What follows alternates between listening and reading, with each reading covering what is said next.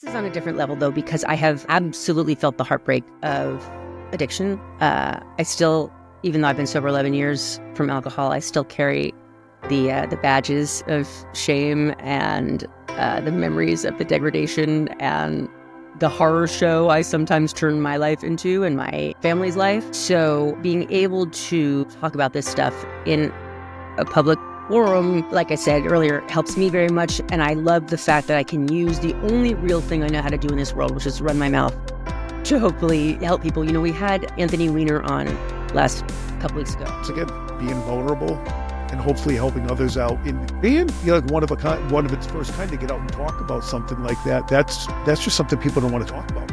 I wouldn't. I mean, I wouldn't. I don't like to talk about sex at all, you know, and to hear, you know, also when everyone knows your story, like everyone knows his story. So, and then the other side, you coming from the media side, but just like when everybody knows your story, there's so many different angles on the story because the story's been told in so many ways, like it's a telephone game. So then by the time that you get them in front of you, what is the actual real story? Right. And so for him, as an example, to have the opportunity to tell it, I hope feels like relief. When I told him I was starting this show, he said, please do it here, because the Algonquin is known for the arts and celebrities and great conversations. And in fact, I don't know if you're familiar with Dorothy Parker's Round Table. Are you? Yes, 100%. Okay. So right when we started the show at the end of September, they brought out and reintroduced the original Round Table, which had been refurbished and was in storage. And so it's ironic that I got to host the new conversations at the Round Table about sobriety when historically that place is all about the booze. And Tony, the bass player, and I became great friends. We all became great friends, actually. And the red shoes that Gwen is wearing on the cover of Tragic Kingdom, I gave her. Those red Wow. I had the same. And actually on the first few records, remember when there were liner notes? I'm in all the liner notes. Wow, that's cool. I'm going to go look at that when I get home. Claim to fame. Now, I don't know if Gwen would remember this, but I had platinum hair before she did. We were in my parents' bedroom getting ready for a Roxy show that they were playing in LA, and I had bleach blonde and she only had a couple of little ones in the front. And I basically told her to, you know, poop or get off the pot, and she went ahead and dyed her hair bleach blonde. So I sort of feel like I'm owed. No kidding. Yeah, you're It's responsible nice to for get a whole career, right? I mean, right? That's amazing. Welcome to the Apex Lifestyles Podcast. I'm your host, Bob G. DMD, and here, as always, with my co-host, Dennis V. How are you today, Bob, in this cold winter New England day? Yeah, you know, we had this big windstorm that came through, bunch of wet snow over the past few days. You know, you came in on a scary flight last night, right? I came in a flight in the last 20 minutes. I was doing my rosary beads. It was pretty scary. I asked us all to buckle up. When I saw right before I came that a plane flipped over in Toronto, it was a little nerve-wracking towards the end, but I just came off from a great trip from down south. My son just graduated infantry, and he's really great accomplishment. Turned blue. There you go. It's all good. Proud of him. Very proud. Yeah, of course. You look like a proud dad right here. Very proud of me. I have the Army colors on today. Yeah. To stand out there for. Yeah, there you go. And Dennis, you know, we just had an incredible weekend prior, right? Yes, in the Become an Undeniable Challenge, we had Alejandro up from Mexico, who was the winner of Become an Undeniable. Bob, you want to talk about what she earned? Yeah, you know, she ended up with a brand new smile, $25,000 makeover as part of her winnings. Then she ended up working out with my coach, Nate Tello. Ended up meeting the Boston Mass, Jose Raymond, at Gym Hub. And then we rounded it all out with a show of Apocalyptica and Nita Strauss, who was just a full circle moment in that moment. And it was really cool to see all that happen. Again, as always, you know, hit the like button, hit the subscribe button, and comment. If you haven't been subscribed and you subscribe on this episode, comment subscribe in the comments below, and Dennis and I will send you a personalized gift right from us. With that, Dennis, we have an incredible guest today. Today we have the amazing media personality straight from New York, Kat Greenleaf, from the Soberness with Kat Greenleaf podcast. Welcome, Kat. How are you? Thank you so much. I'm great. How are you? Listen, I could go on all day about your litany of accomplishments. Can you cue us in and what? Yeah, I mean, obviously, Dennis was having a little bit of a trouble because you have such a deep resume. Yeah. Right? So let's get through that. And if you could tell the listeners a little bit about, you know, how you got to Soberness Podcast with Kat Greenleaf, and it was a circuitous road, to say the least, right? Started off in helicopters and all sorts of stuff. So let's talk about that. All right. So here's how it went down. So I graduated college, didn't know what I was going to do. Singing in a band, working in a nonprofit, in San Francisco. Hold on. You were singing in a band. Singing in a band. All right. You got me. Called the Moby 690. All right. What kind of music was this band? It was kind of a punk ska, mid-90s rump through the San Francisco scene. It was, there were a lot of bands then. We loved. Yeah, there was one ska band that was around at that time too that became very, very famous. And then she ended up marrying one of the most famous, country artists of all time, right? Well, do you know that? Did you bring that up because I'm connected with them? I didn't know, but I'm just thinking that, you're in the same ballpark, doing the same kind of music. Yeah. Tell me, let's talk about that. We're going down all sorts of routes today. That's wild. All right. Yeah. So what happened there was I was a No Doubt fan forever because I went to high school in Los Angeles and I was in the ska scene. And so sorry about the dogs. Anyway. It's good. It's good. And we became friendly. So I met the band, No Doubt, on my 18th birthday. And Tony, the bass player, and I became great friends. We all became great friends, actually. And the red shoes that Gwen is wearing on the cover of Tragic Kingdom, I gave her. Those red Wow. I had the same. And actually, on the first few records, remember when there were liner notes? I'm in all the liner notes. Wow, that's cool. I'm going to go look at that when I get home.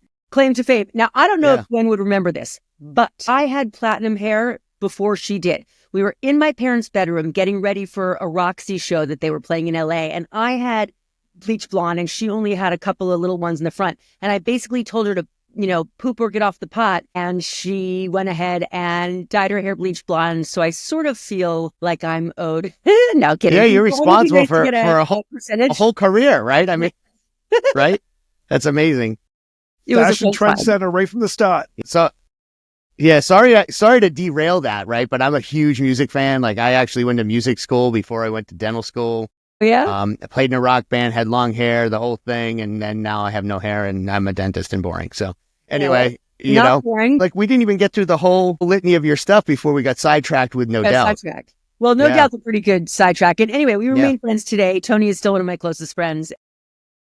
As you said, Gwen went on to a different stratosphere than the rest of humanity, but I'm thrilled for her, of course, as well. Okay, so that's what was going on. I was not really into working in a nonprofit, and I didn't know what I wanted to do with my life. So I sort of asked myself, well, what do you enjoy? And what I really enjoyed was this one segment, the feature segment on Mornings on 2, which was one of the local morning shows. So I just called them and was like, hey, man, I'd like to be an intern. And they said, well, how old are you? And I was like 23 or 4. And they said, are you in school? And I said, no. And they said, well, we really only hire like 18 to 20-year-olds in school, but come on down. So I did. And that led to wanting to be a reporter. I didn't think I was smart enough to be an actual reporter. So I was like, well, is there something else I can do where I don't have to like find the news? So I moved into traffic because I thought the traffic is just there and I just have to say what I see. So it couldn't be that hard, except if you have a sense of direction. In California, there's always traffic, so you must have a lot to talk about. Right. Except I kid you not, and I'm not saying this to be funny. I don't know my right, my left, my north, my south. Like, I don't know anything. And it was starting to really show, and I was on KGO News Talk FM, which was the evening show to be on. And I was messing up. And so I just started doing like a comedy routine, basically, with every report. And that's how it went down. And then I moved to New York, where I got into traffic for New York 1. And that one I just read straight from the teleprompter. So that was easy. Anyway, but it was a little unfulfilling. So I then went on to become a features reporter. Sorry, is this too loud? This is crazy with the dogs, huh? Oh, you're good. You're good. Sure? Dennis has 5 dogs, man. All right. I have a dog too, so we're good. Where were we? So, okay. So I moved to New York, did traffic for New York 1.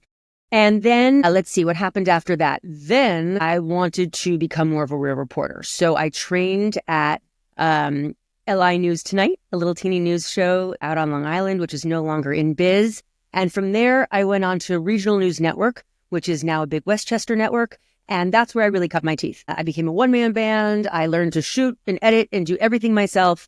And what a good education that was. And also for me, it was one of the best jobs I've ever had because I got to accomplish something every day.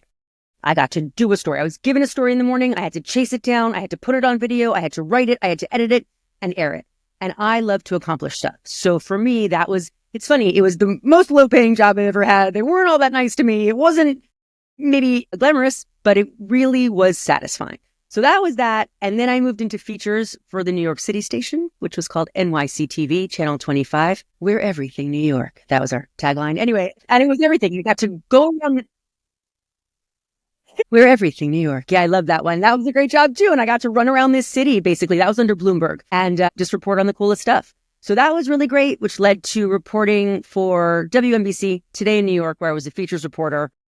And then my first son arrived. So both my sons are adopted. And I went out to Lafayette, Louisiana to pick up my son, my first son. And I was in the room with him when he was born. It was pretty magical. And when I got back to New York, I didn't want to leave the house. And so I luckily was hit with the idea for a show called Talk Stoop, which is exactly what it sounds like. I sat on my stoop and I was thinking I would just like talk to passersby. And that's how it was like the first 2 or 3 episodes until I met Rosie Perez at a Latino AIDS benefit. And I just walked up to her and was like, hey, I think you live in the neighborhood. I'm doing this show. You want to be on my show? And she was like, yeah, I'll be on your stoop. And she came over and was like the most excellent guest. And the way the story goes, Tommy Lee saw it and told his publicist he wanted to be on Talk Stoop. And that started the celebrity thing. I didn't know anything about celebrities, and I still don't know it a ton, but it became my job for the next 10 years to welcome people to come sit on our stoop. But it also, just real quick, but it also, for you to step up to Rosie Perez and have the foresight to get her involved for an interview, you created this chain reaction without even knowing it. %. And the funny thing is, I don't feel like I have those balls anymore. I can't imagine now just like walking up to a stranger, not to mention a famous one, but I think that's part of the arrogance of youth.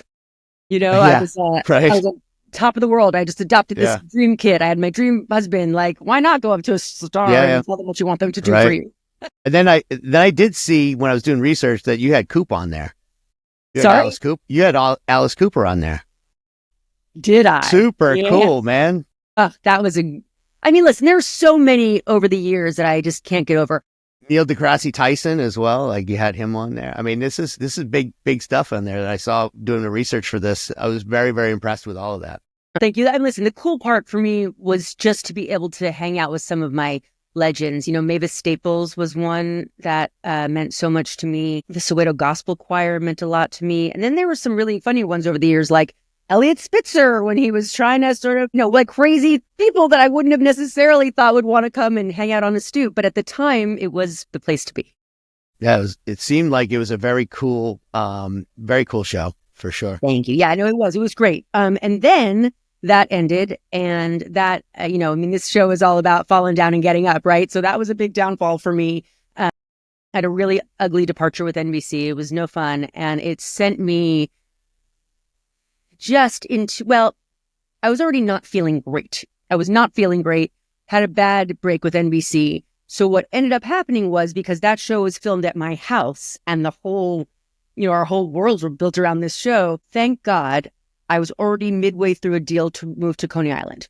We were going to buy a second home in Coney Island. We ended up making this our first home, and it's an unbelievable lifestyle because we live right on the beach in New York City. And to be able to live with the water the way we do is an amazing, amazing blessing. So I can't say enough about it. I feel so lucky, so blessed, so all the things. I believe if you have any healing you need to do, the water hastens it threefold. It just helps. And I was in need of some pretty serious healing. So 2 things came out of me sitting my butt here on the beach for a few years on my own. The first thing that came out of it was I wanted to share this experience of living by the water. So I wasn't quite sure how to do that. It was a pretty dark night of the soul. I was missing my show. I was missing broadcast. I didn't feel like I could ever go back to doing the thing I wanted to do because it didn't feel good anymore. Anyway, I was a mess. I didn't know what to do. So I wanted to focus on housing for a bit and how I could share living at the water. So my family and I started a little nonprofit called Restorative Housing. And what we do is we find undervalued waterfront properties around New York City, and we buy them and we hire formerly incarcerated men and women to help us renovate them. And do you hear that? Sorry. That's my big dog, Neville. You can see him right behind me. Anyway, what we do at Restorative Housing We buy undervalued waterfront properties. We hire formerly incarcerated men and women to work on them and live on the property throughout the duration of the project. And then we make these houses available to Section 8 voucher holders, which is a government assistance program. Yeah. So we're able to share waterfront work and life with not only formerly incarcerated men and women, but then also, as far as I know, we're the only waterfront houses in the entire New York Section 8 population. So that is very exciting. Very, very cool, actually. Thank you. I love it so much. I think that's amazing. And you're providing an amazing opportunity for individuals that have been incarcerated to give back and pay forward and do something really special and just to belong to such a great community. That's amazing. There's so many levels that it works for me, but more than anything, these are folks who didn't, through various circumstances in their lives, ended up in a place that's cinder blocks and bars and not a lot of light. And so to see the transformation in them when they get to spend significant time on the water and with the water has been, I just love it. I love it. I love it. I love it, what I get to see there. And then, I have a really solid now community of people who live in these houses whose lives have been transformed because they also get to be by the water every day. So, anyway, so that's been one thing that came out of living here on Coney Island. And the second thing was that after enough time sitting on the sand and walking in the waves and really, gosh, how can I put it? Unplugging, recharging, all the things, I decided I missed broadcasts so much. And so everything sort of started happening at once last April. I finally felt recovered enough to say I wanted to get back to doing what I do. And then, so the first thing that came out of it was I got to do restorative housing. Then I decided I was missing broadcasts and I wasn't sure if I could ever go back to it because at that point it had been over 6 years and the world had changed and Stoop was born the same year YouTube was born. So the entire landscape had really changed and I wasn't sure if or what the way back in would be. And then a few things lined up, one of which was I started hearing all these celebs talking about their sobriety. And I guess, I'd been sober for 10 years at that point, and I never talked about it. I actually tried not to think about it. And then I was like, wait a minute, they're talking out loud on the radio or on stage about their sobriety. And it was actually Hank Azaria and Steve Earle that I heard that had been on Stoop and then were now out there talking about their sobriety. And I thought, well, after 10 years sober, I certainly can talk about this and I know how to talk to celebs because that's what I've done my whole career. So the idea for a podcast was born and pretty quickly everything fell into place. We found a producer and a booker and a social media person. And then we partnered with the Algonquin Hotel because the general manager there is a sober guy who I had known years ago. And when I told him I was starting this show, he said, please do it here. Because the Algonquin is known for the arts and celebrities and great conversations. And in fact, I don't know if you're familiar with Dorothy Parker's Round Table. Are you? Yes, 100%. Okay. So right when we started the show at the end of September, they brought out and reintroduced the original Round Table, which had been refurbished and was in storage. And so it's ironic that I got to host the new conversations at the Round Table about sobriety when historically that place is all about the booze. So that is ironic, right? Right. Yes, for sure. But so that was September 29th. And we have since had 19 episodes and we have traveled the show to Los Angeles. And we just did a big event in Washington, D.C. called the Mindful Drinking Fest, for which our mutual friend Daryl McDaniel joined us. And that was really incredible. So listen, man, I can't believe anybody comes on this show and wants to tell me their stories, but they do. And I am grateful for it. And we're really just getting started. Well, that's amazing that, as you said, there was some peaks and valleys along the way. And when you, in your time of reflection, you came back to what you do best and you found it a topic that's so meaningful to you and you're able to get people to get behind you, share their stories. And, when you have influencers sharing their story, they have a crowd and they can reach out to more people than the average person can. When you show your vulnerable side, you can help out many. Yeah, it's funny that you put it that way.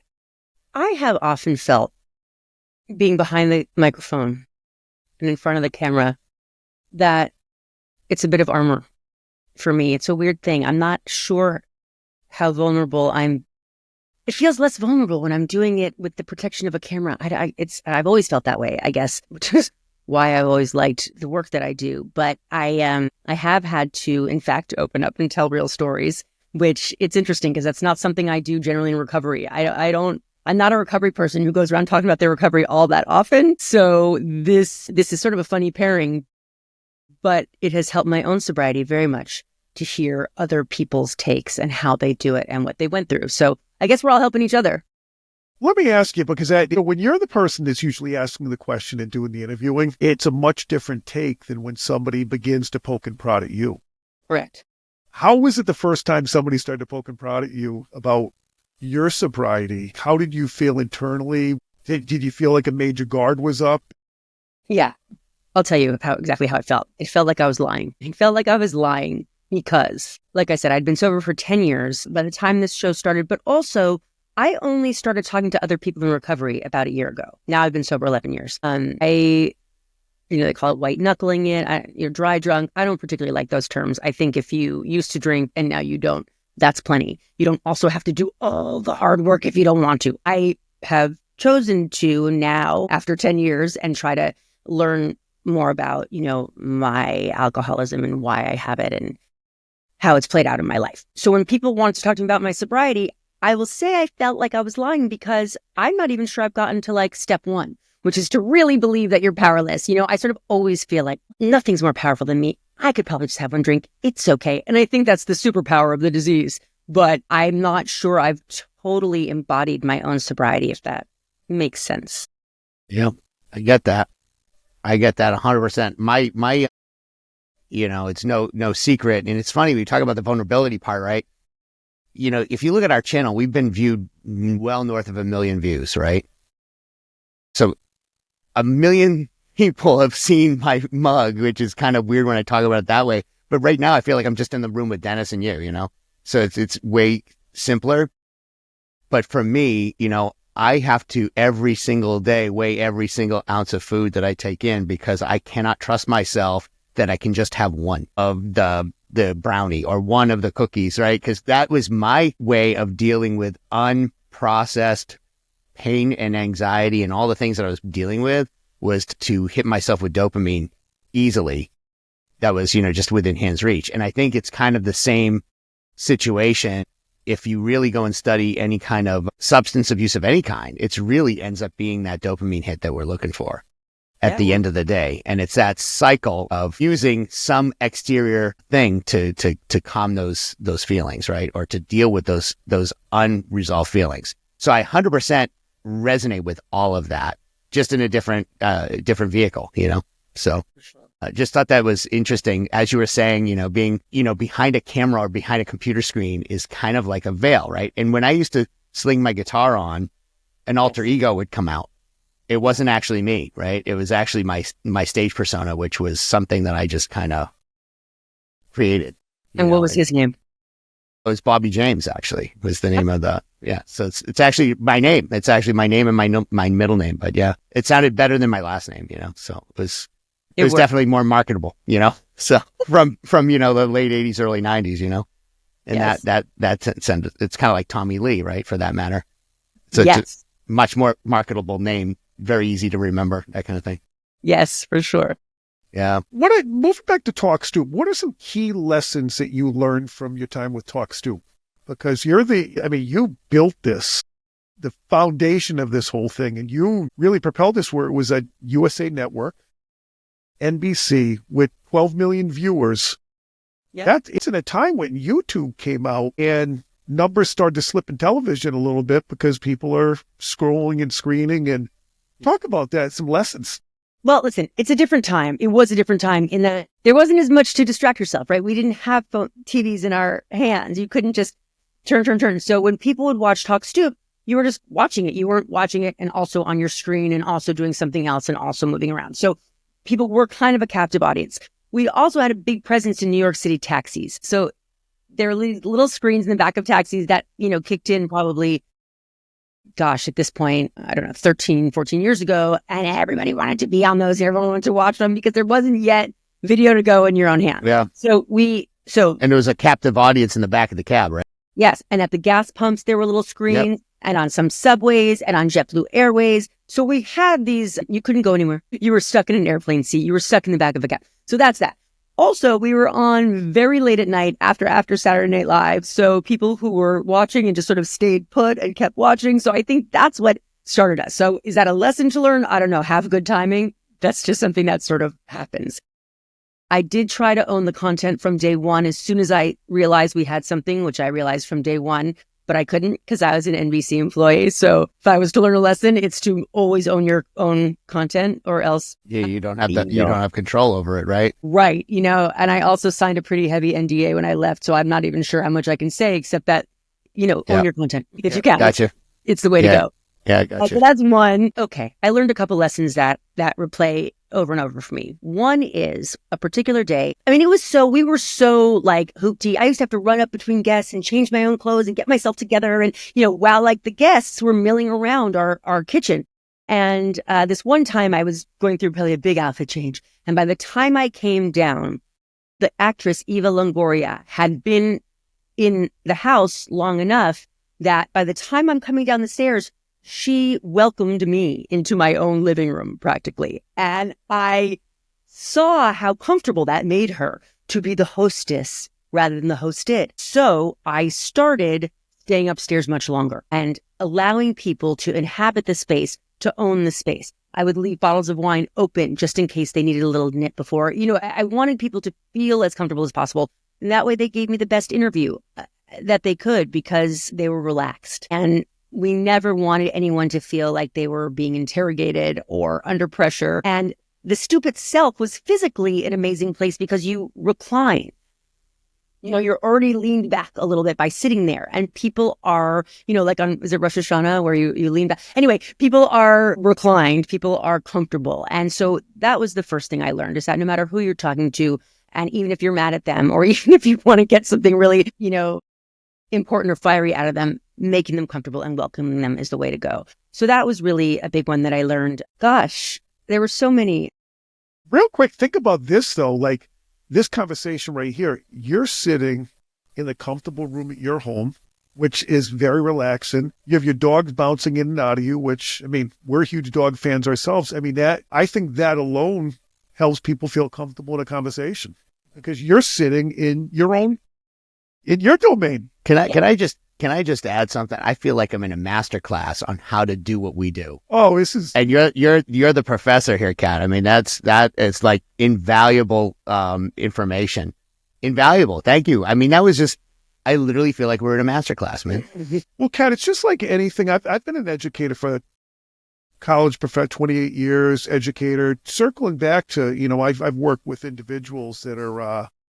I work with individuals that are in and out of incarceration when talking about your project. But the biggest thing in terms of building connections with people is comfort. Yes. Welcoming, having a welcoming environment that is comforting. And you learn that just through going to change your outfit. The value of that, that's powerful because if somebody comes in and they're not comfortable, they're not going to give you their best. That's correct. They are not going to give you their best. And I find the best stories come out, when people feel like they're not even being interviewed, right? So we would often start the interviews far before everyone realized that we were going, And so that is really important. I'll tell you, bringing up incarcerated individuals. So my side hustle is I bring recovery meetings to prisons in New York. And I always hug every person who comes in. I always hug them goodbye. It means so much, especially when there's an imbalance in power. And when you walk in a prison, if you're not wearing the clothes of an inmate, there is an imbalance of power. And I never want that to be a part of it. And that's why I think our recovery groups there have really congealed because we are equals when we're in there. I can't stress it enough, man. They wouldn't talk to me, I think, if they felt like I was trying to be above them. It's all respect, mutual respect. The respect is everything, the way you treat them, everything. And that's always been my message is I'll always respect you, but I expect it in return. They need the importance of it. It's reciprocal and it goes back and forth. I co-authored a book on recovery called Good Morning. I want to get your address. I'm going to send some to you for you to use in your mission because it's very powerful and it's a journey when people are going through the recovery and just going through the process. I absolutely love what you do and everything's led up to soberness. Thank you. Thanks. I'm really enjoying having a career right now where I can talk about things that are super meaningful. I mean, I felt Talk Stoop was meaningful too, because we were making people laugh, and sometimes they're important stories and sometimes they're informative stories. This is on a different level though, because I have absolutely felt the heartbreak of addiction. I still, even though I've been sober 11 years from alcohol, I still carry the badges of shame and the memories of the degradation and the horror show I sometimes turn my life into and my family's life. So being able to talk about this stuff in a public forum, like I said earlier, helps me very much. And I love the fact that I can use the only real thing I know how to do in this world, which is run my mouth, to hopefully help people. You know, we had Anthony Weiner on last couple weeks ago. I don't know if you know who I don't know where you guys are. We know. Yeah, we know who he is. Yeah. He's been in the news all over the world, right? Yeah. Right. So Anthony Weiner is, he got on there and so bravely spoke about sex addiction and his time in prison and what it's like being a registered sex offender and a felon and, you know, having a young kid and having to move on with your life. And it was so meaningful to me that he was brave enough to come and do that and trusted us on the show with his words and his footage. And like I said before, I can't believe it happens. And I think sex addiction is one that doesn't get talked about a lot. It carries more shame than the regular shame. And he stood up to it. And that's really impressive to me. 100%. Once again, being vulnerable and hopefully helping others out in being, you know, one of its first kind to get out and talk about something like that. That's just something people don't want to talk about. I wouldn't. I mean, I wouldn't. I don't like to talk about sex at all, you know, and to hear, you know, also when everyone knows your story, like everyone knows his story. So, and then the other side, you coming from the media side, just like when everybody knows your story, there's so many different angles on the story because the story's been told in so many ways, like it's a telephone game. So then by the time that you get them in front of you, what is the actual real story? Right. And so for him, as an example, to have the opportunity to tell it, I hope feels like relief. Now, I learned something about myself in that interview too, which is I have got to learn to get right to the question, because especially if I feel, you know, I didn't want him to feel nervous or that he couldn't be comfortable with me. So I like danced around and around the questions, and it was stupid. And he called me on it. He's like, "Are you asking me a question? Because that's the weirdest question I've ever heard." Instead of me saying, "All right, Anthony, everybody knows that you were sexting and that you used the name Carlos Danger and it became a real talking point for the nation. So how are you dealing with it now?" Instead of going right to it, I was like, well, maybe you don't want to discuss it. And I don't know, you know, people can Google it. And that's no way to go. Like I need to, what I learned by watching that myself, giving myself my own masterclass, is that I have to be braver and be more confident. He knew why he was there.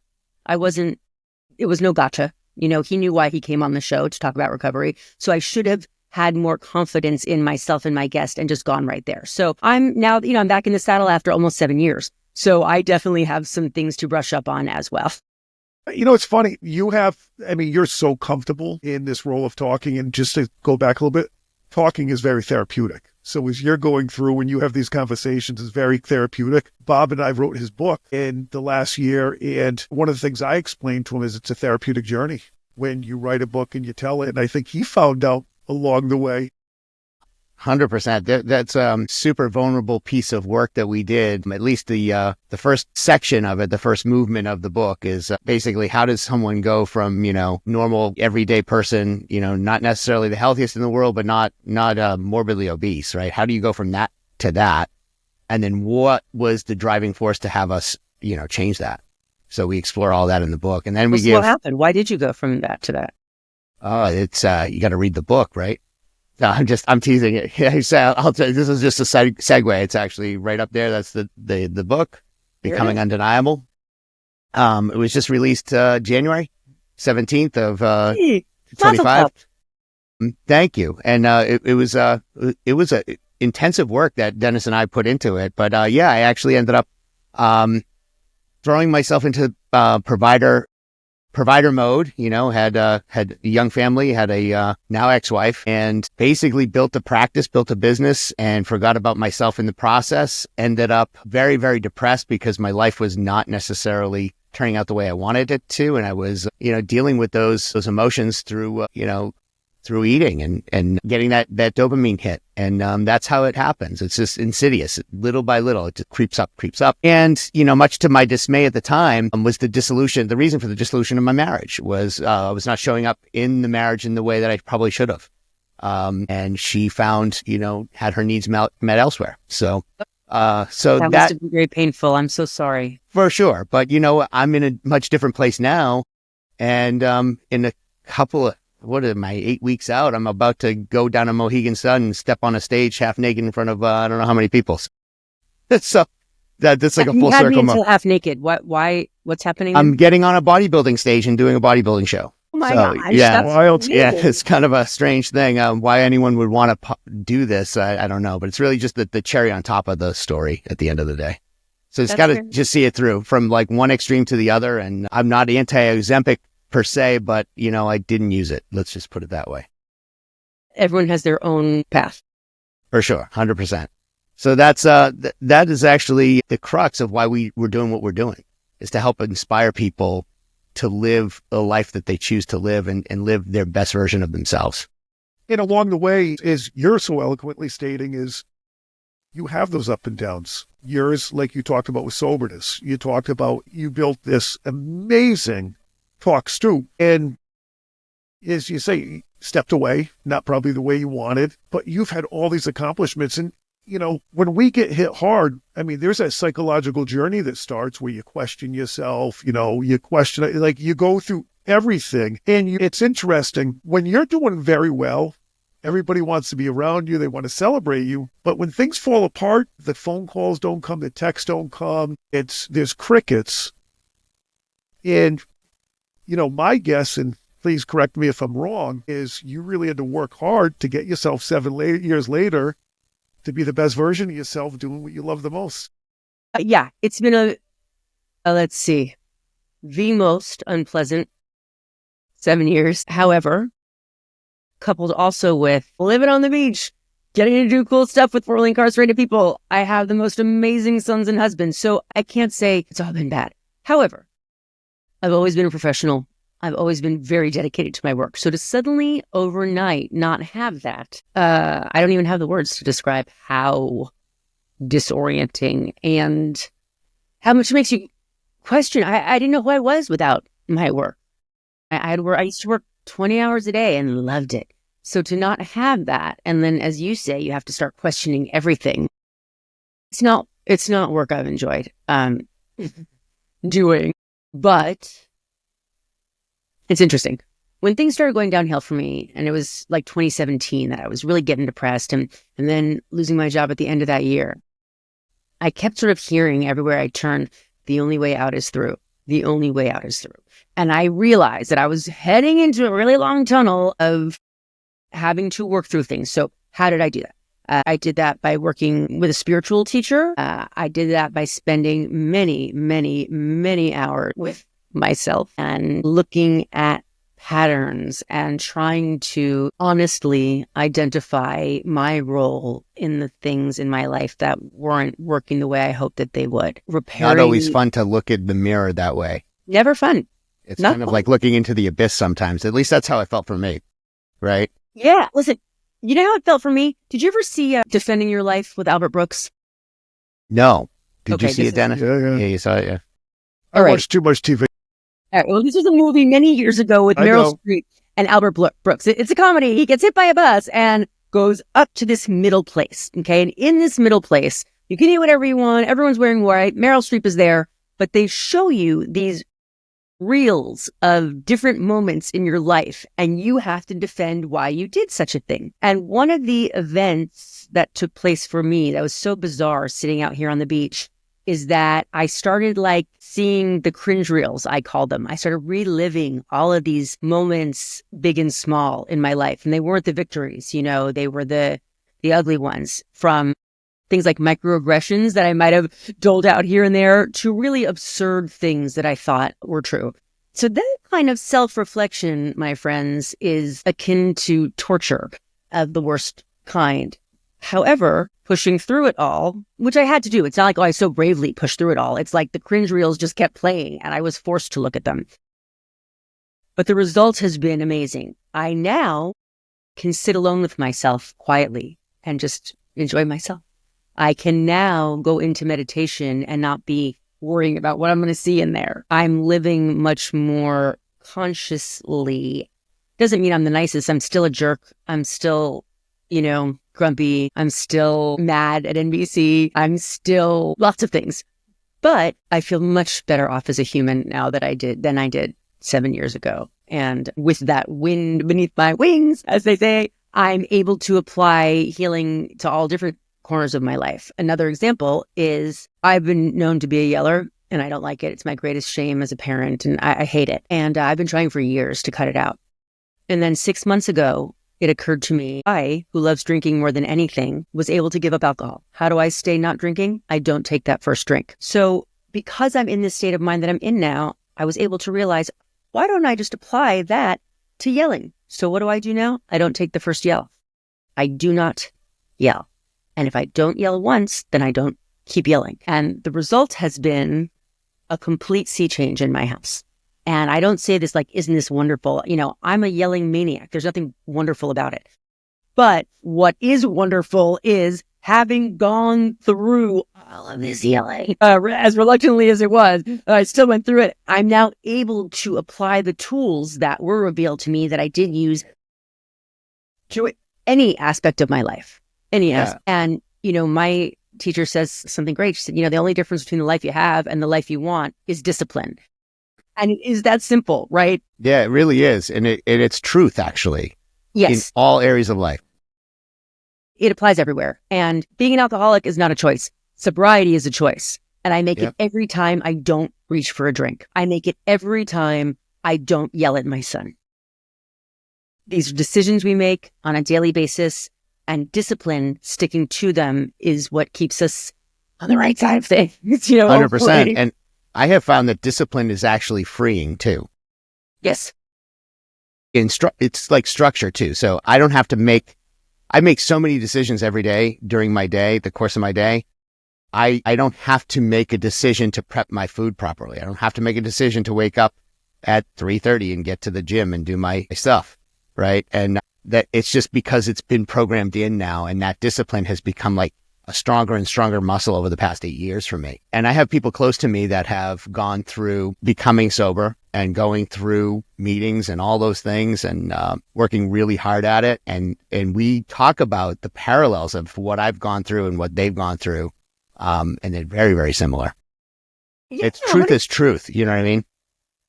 No matter where you get, whichever perspective you're looking at it from, or whoever's telling the story of truth, you end up in the same place. Yes.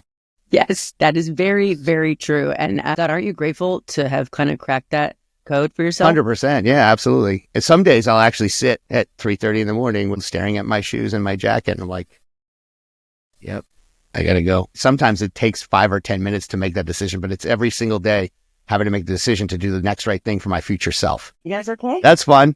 I hope everyone's okay. Everyone's all right. All right. Where do you find listen, you could stare at those shoes and just keep staring at those shoes and get right back into the bed where it's warm and cozy. Of course. So where do you find the energy to put your shoes on and get to the gym? Yeah, I don't always have the energy, right? I just make the decision to do it. And I give myself 10 minutes and I say, I'm going to do this for 10 minutes. If I still don't feel it after 10 minutes, I'm going to quit. I have yet to quit. There you go. And you're, right.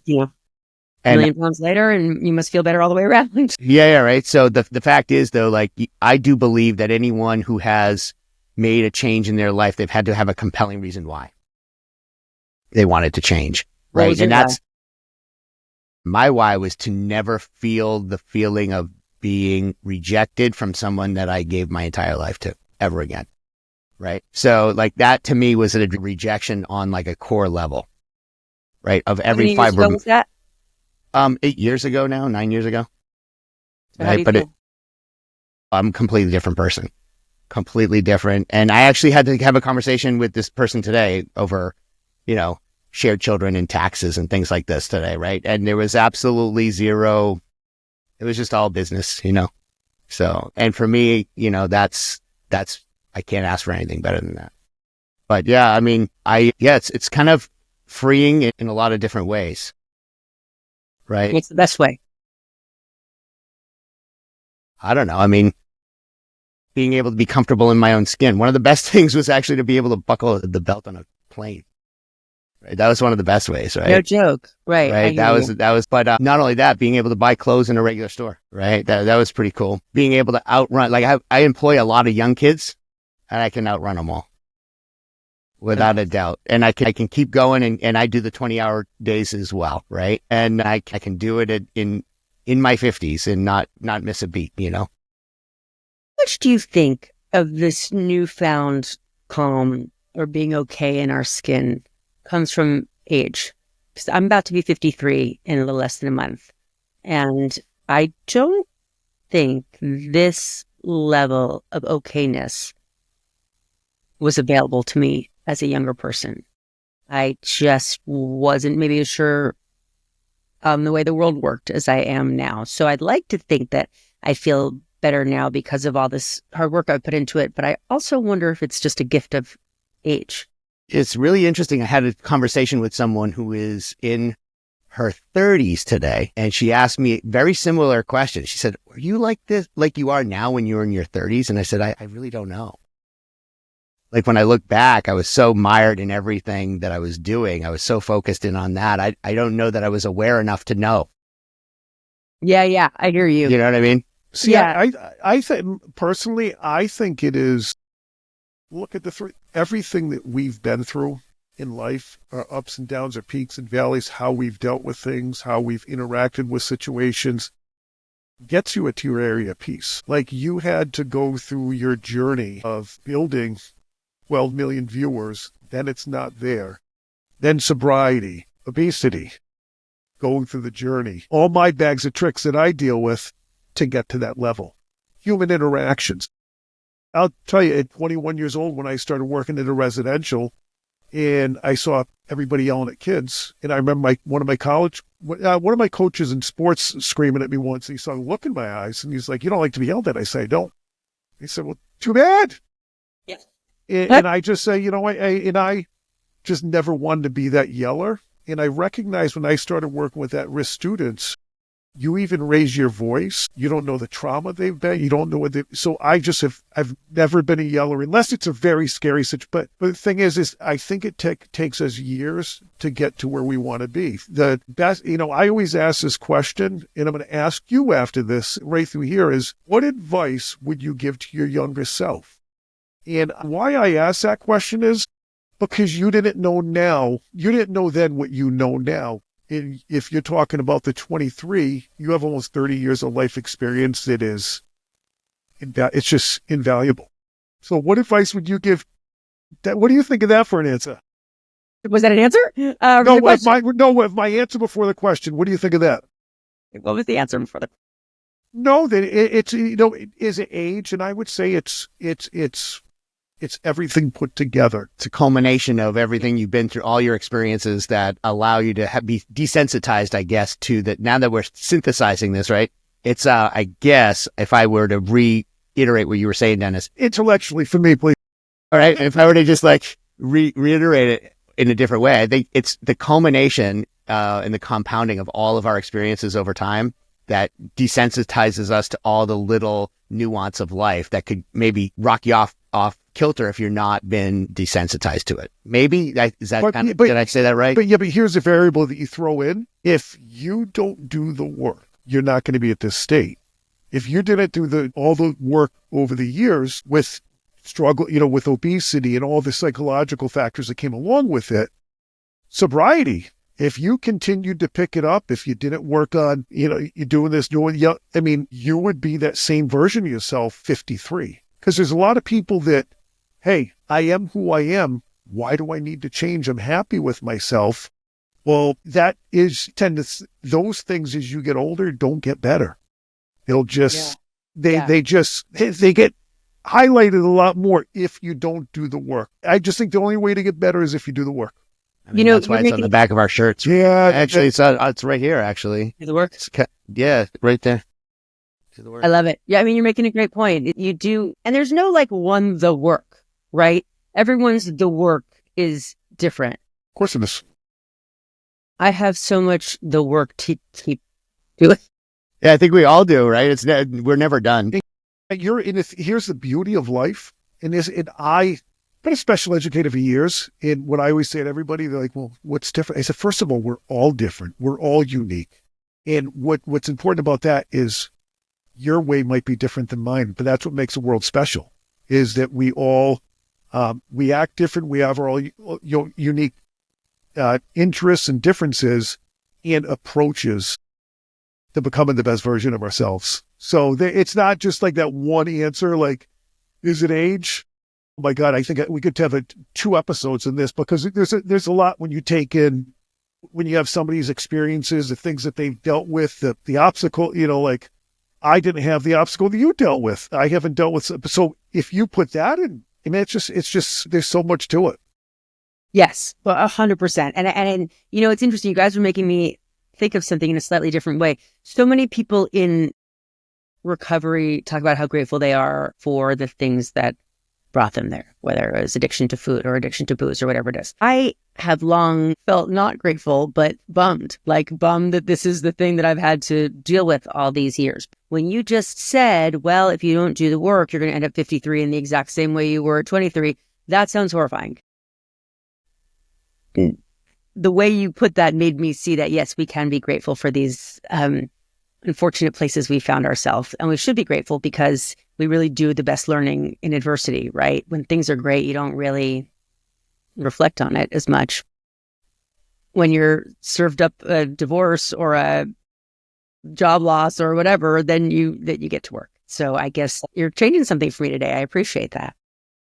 Now, that was my answer. The question. Now the question, yeah, I was going to say, get back to it. You know what happened? I'm going to tell you something. Last episode, this guy stole my question. I did. He stole it. He can't do that. Not okay. Oh, it's just like, I did. It's like, what is it, Karnak? It's like all of a sudden Egg McMahon's going to jump there and do Karnak. And that's only for the 53 and above to get. Yeah, right. That's right. But what advice would you give to your younger self? Not saying that 53 is old, but your younger self. Yeah, it's a good question. Because I turned 53 in a few months as well. Oh, yeah. We're the survivors. 100%. I really love getting older. Let me just say, I love it. Me too. I do feel like a survivor. I do feel like, and lucky to have made it this far. Okay. My advice, God, I think if I could tell my younger self to do something, it would be to pay more attention to the people close to me. I was very self-centered. I think I was so ambitious and I felt so much pressure to make the things happen at work and at home. And I think that caused me to not take other people's feelings into consideration, not to appreciate my husband to the level I should have, not to have given my parents the benefit of a doubt. So if I could have asked myself to do something sooner or reminded myself that there's a different way to go, that would be the arena, that I should treat other people better. It's easy to put on a lot of bravado and a show that I help all these people and I'm doing all these things and I'm so busy. But I think what that caused me to do was to not pay close enough attention to the people I really should have. And I have a lot of regret over that. I spent a lot of time trying to forgive myself for having been young. I didn't know what it was like before that to have a very successful TV show. I didn't know what it was like before that to have the coolest house. I didn't know what it was like before that to have people trust my ideas. So, suddenly I think I was and then I got so scared that I was going to lose it and I had to make more. And anyway, that was an unfortunate use of time. Yeah, what's funny is I've been working in college for 28 years. In that, right, there's this, I always ask students questions like that. What advice would you give your older self? What would you like to say someday? And what you just said there is so powerful because it makes you have to appreciate who's around you. And sometimes when you're in the midst of it, I remember going through that at some point when things were really going well with some of the things I was doing. And one of my daughters looked at me and said, "What are you doing?" And it's like, and you miss out on things and you always got to remember what's most important. It's those around you. Yeah. Yes. Doing what I've been doing for so many years, at the end of the day, my day practice is more about relationships with the people that I that have entrusted me to treat them. And building those relationships have become really, really an important part of my fulfillment in life in general, right? This is just kind of an extension to that too. All the people that we've met on the show and some really great people, we've built some incredible relationships, and we're in the process of going and visiting many of them, and in person. Some of the ones that we've done quite a few in person, but we're doing quite a few remote ones like we're doing today, but we're in the process of fostering those relationships. That's kind of the best part of this, I think, Dennis. So much fun. So much fun building connections with people. And like, I love it, I love the part of this where, we had a guest a month ago that all of a sudden started talking about inner demons. And I don't think ever it just kind of really opened up and whatever, and really great musician. And it's like, sometimes people just don't sit there and reflect for a few minutes about what's going on. They're not present in their own life and take a moment to self-reflect to see where they're at. I think sometimes we live our life by having other people tell us what our life should be, what the world wants us to be. But it can only be what you want it to be, what makes you happy. And in the moment, you don't know what makes you happy. You forget about those things. What makes you happy? Family. This is the advice I always give to my students. I love being at home with my family and my 5 dogs more than anything. When I go to work and I'm doing, I laugh, I have fun, I embrace it. So if I'm going to be away from home, I need to be doing something that brings me happiness, or else I'd be miserable all day. Nobody wants that. That's that's what it comes down to. So you have to find that in finding your career, your future, whatever. You have to find something that's going to bring you fulfillment, or else you're going to be looking at the clock every day, 1 second at a time, 1 minute at a time, when you have fun before you know it, you're home. Absolutely. Truth be told, it sounds so cheesy, but I don't feel like I've ever really worked a day, even though I would be working 20 hours, because I've loved the work so much. And that, to me, feels like a real blessing. So I definitely hear you. Yeah. This has been awesome. Phenomenal. Kat, you're phenomenal. I'll tell you, I really love that you, first of all, this was a doctoral level class. Bob made it a master's class. This was a doc. Yeah. This was incredible just to learn from you, your years of experiences. You shared you being vulnerable. Like I said, I like how you questioned us a little bit as well, because she's a Jedi at that point, right? She's throwing the jujitsu at us. Yeah, it's important. Like you said, it's easy to ask the question, but when somebody flips a script on you, you got to think for a second. And sometimes that is the tough part, is to figure out what's going on inside of you. It's easy to tell. Hey, I've been in the helping profession for years, 30 years. It's easy to tell everybody else what's wrong. Yeah, then when you have to look yourself in the mirror. But I would say to my students, in the morning, start your day off looking in the mirror, saying what you're going to do at the end of the day. Look in the mirror again and do a gut check, and just say, did I do it? Did I run my hardest? Did I study my hardest, or am I faking it? Right. Oh, it's so easy to fake it too. I mean, not really. I still know, but the way, I'm shocked, by the way, and I know we're wrapping up here, but I am shocked every day with how much time I lose by trying to convince myself to just do the thing, or, so I often end up a lot of days not doing the things that I set out to do that day. But maybe after this conversation, I will be more motivated. Yeah. We'll motivate each other. For sure. I appreciate it. So how can people follow you, Kat?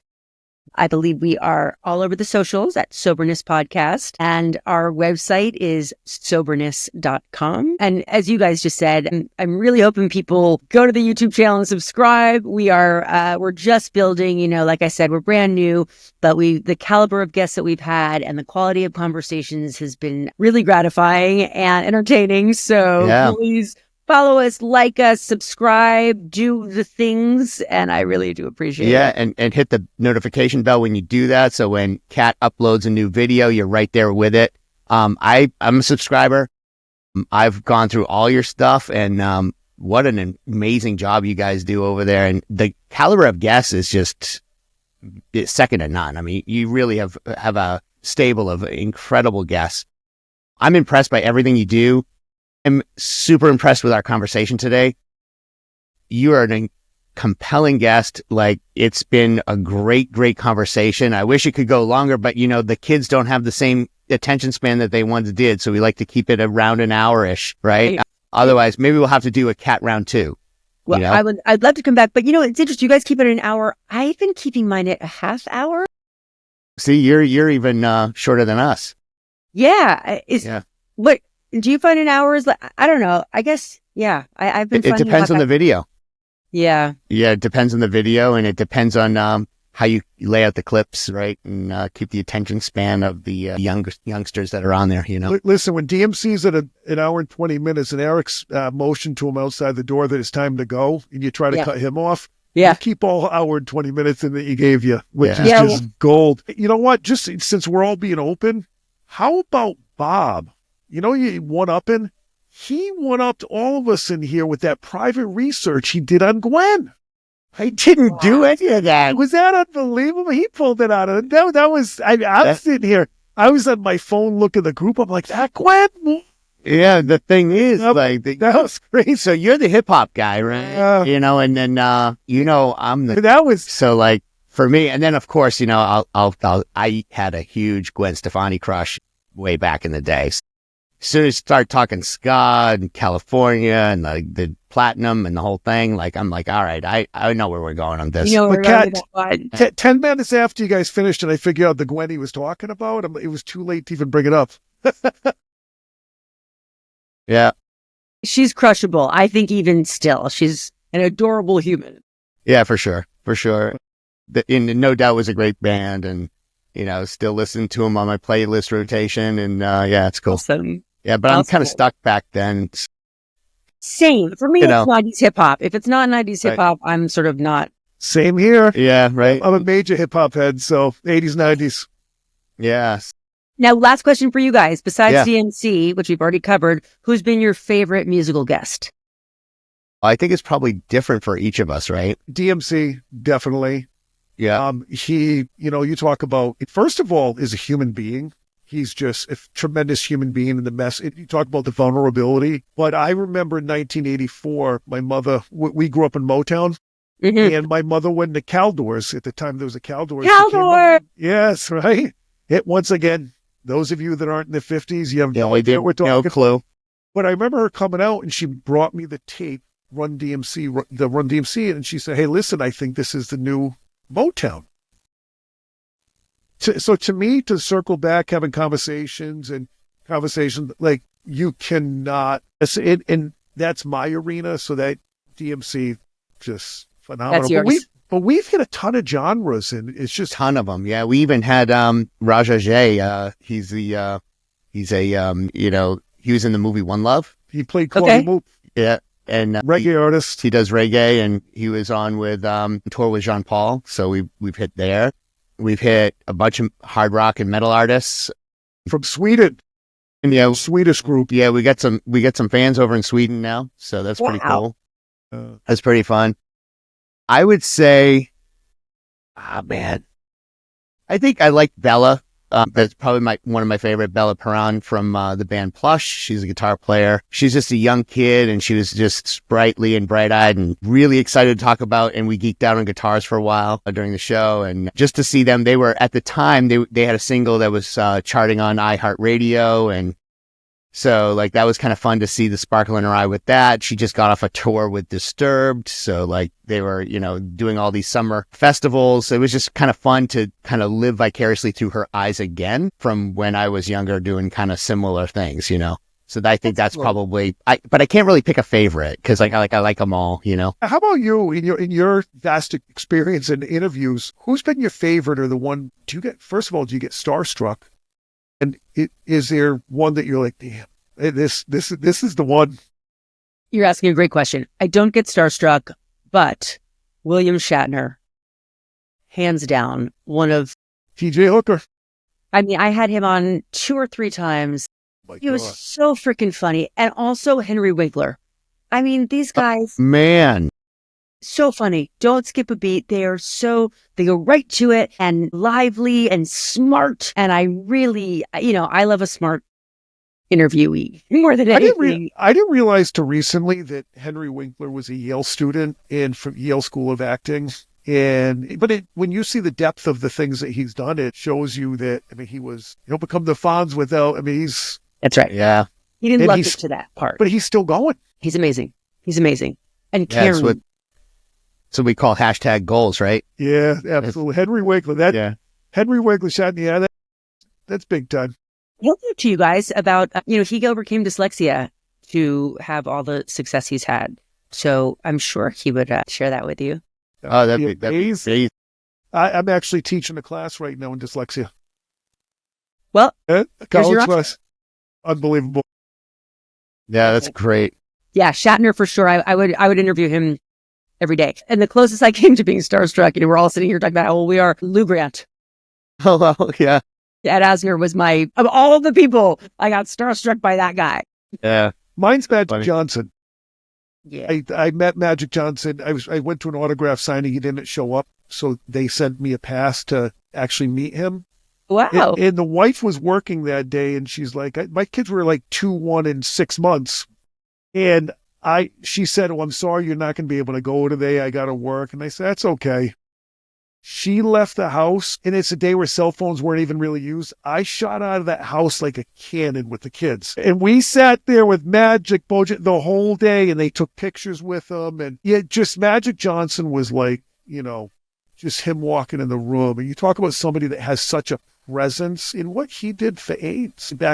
He changed the face of it, the yeah, frame, everything. Yeah, really did. Because, when you're in the 80s, now he's movie Philadelphia, now you took where Magic Johnson brought that to, just changed it. So, yeah, that was, to me, that was a biggie. Yeah, Huge. I bet. That's really good. Honestly, we could probably go sit here and trade guests back and forth. all day. Yeah. Right? So many. So I guess my last then question for you guys is your dream guest. Kat Greenleaf. Yes. Yeah, we hit the apex, Dennis. We're done. Can I tell you something?